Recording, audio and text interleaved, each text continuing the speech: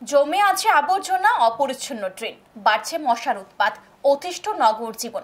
অভিযোগ, ধারাবাহিকভাবে ড্রেনগুলি পরিষ্কার না করার ফলে ভয়াবহ মশার উপদ্রব সকাল থেকে রাত বাড়ি ঘরেও থাকা দায় হয়ে দাঁড়াচ্ছে। শুধু তাই নয়, শিবনগর অনেক ক্লাব সংলগ্ন এলাকায় রয়েছে পানীয় জলের সমস্যা। অভিযোগ, পুরনো লাইনে আসছে নিয়মিত জল। পুর নিগমের 23, 24 ও 25 নম্বর ওয়ার্ড এলাকার লোকজন এসব সমস্যায় ভুগছেন। তাই সমস্যাগুলির সুরাহার দাবিতে আন্দোলনের নামলো সিপিএম পূর্ব আগরতলা অঞ্চল কমিটি।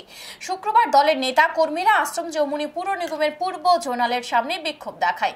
পরে এক প্রতিনিধি দল সহযোগী কমিশনারের কাছে স্মারকলিপি জমা দেয়।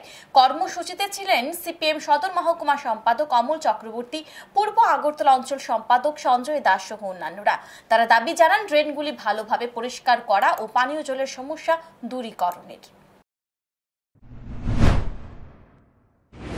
আমাদের রাজ্যে নাকি স্বাস্থ্য ব্যবস্থা চলছে, মুখ্যমন্ত্রী স্বাস্থ্য নিয়ে বড়াই করে বলছেন আমাদের রাজ্যের স্বাস্থ্য ভারতবর্ষের মধ্যে নাকি অন্যতম উন্নত স্বাস্থ্য ব্যবস্থায় রূপান্তরিত করবেন। ওই